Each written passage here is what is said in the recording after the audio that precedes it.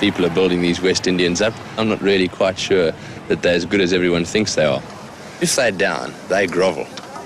And I intend, with the help of Closey and a few others, to make them grovel. Grovel. They grovel. Grovel. To make them grovel. That wasn't a clever thing to say.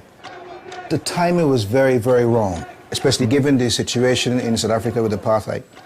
Here was this guy, you know, apartheid's still going strong, and he's going to make these black guys grovel.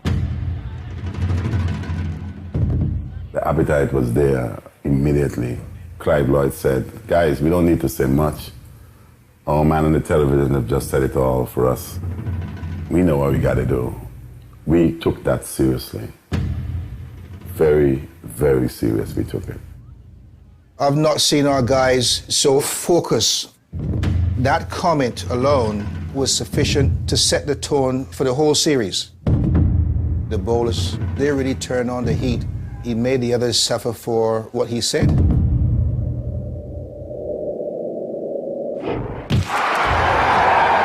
Hit him hard, and in typical Closey style, he hasn't rubbed it.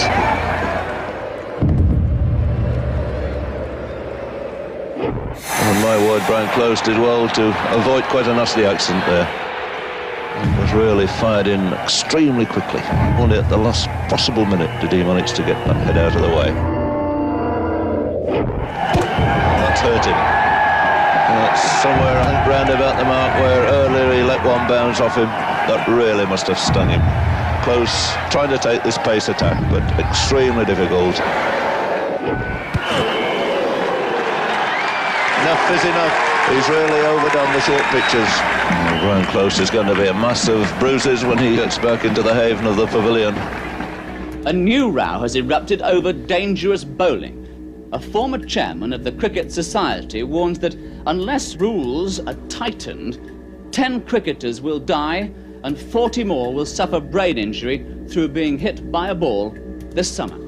The world more or less portrayed the West Indies team as brutal, bringing the game into disrepute. But the adrenaline that's going to be pumping, the tension that would have mounted from that ill-fated comment, you're going to release that ball at a serious pace. There were umpires that in the laws of the game were allowed to act to protect people. You don't want to hurt someone, inevitably a batsman will get hurt. And you regret that. I always feel when I hit a batsman, the sympathy is in here. You may not see it, and I can't show the batsman that, but it's just that I have a job to do. We're not going to be these happy-go-lucky cricketers that only here to entertain. We're going to entertain by this high skill, and whatever it takes to win within the rules of the game, we're going to do it to win. Oh, that's a fine ball. Holding strikes again. We were made to feel at home, away from home. The crowds supported us because of the way we played.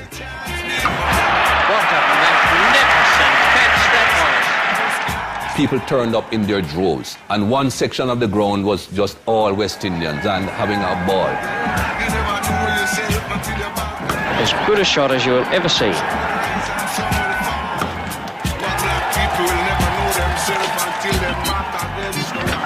Everyone said it was the hottest summer in England for donkey's years. Well, I think the heat was felt by the English, not by the West Indians.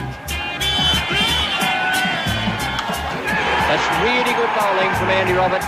Spectators would hardly have had better entertainment. The crowd, more so than anyone else, took a turn at Tony for what he said. They reminded him and they kept on repeating it, so I think he got the message. Whenever he came into bat, he would have it. If they were tired, guys would find the strength just to make sure.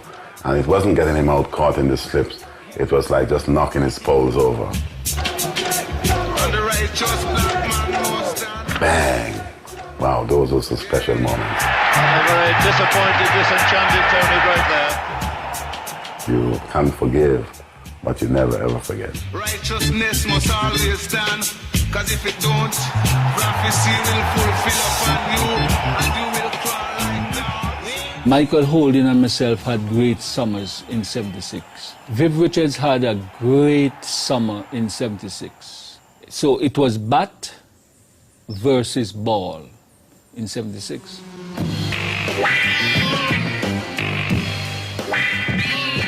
Every test match that Viv played it, he looked invincible. And a terrific shot. This really master batsman. The master blaster has arrived. There was so much talk about intimidatory bowling. Well, we had a batsman that didn't mind if you bowled 6 bouncers at him. He would not have been scared. He came and stood his own, you know. Take that in your ass, man. Batman. You have a bat in your hand. Defend yourself. That sort of attitude. Some said I had a little swagger. It's my sign of saying I'm so confident here, you know. With some chewing gum in mouth, I back myself every time. What a shot. It's no use bowling this fella. They battled against the fastest of bowlers and totally took everyone apart. I could knock him back as well. You better get out of the way. The bowler afraid of Vivian Richard instead of Vivian Richard afraid of the bowler. If you wasn't confrontational, I felt that you were kidding me. And if you wasn't in my face, you wouldn't see the best of Vivian Richards. Vivi is the name, cricket is the game. Brother, I don't know how he could play cricket so, but his batting, bowling, feeling, catching is breathtaking. Sometimes I just wonder if he's an ex-sobers in the making. That man Richards could really bat, is something to see him, and the attack, plundering bowlers again and again. It's remarkable how he does dictate the game. No bowler holds a terror for Vivian Richards, not Thompson nor Lilly, not Bedi nor Chandrasekhar. A perfect coordination of body and mind. That brother is really dynamite. I tell you, pace or spin, he ain't give a France while you're bowling him. Fast or slowly, you're going back to the boundary. Vivi Richards, a great man. Wonderful.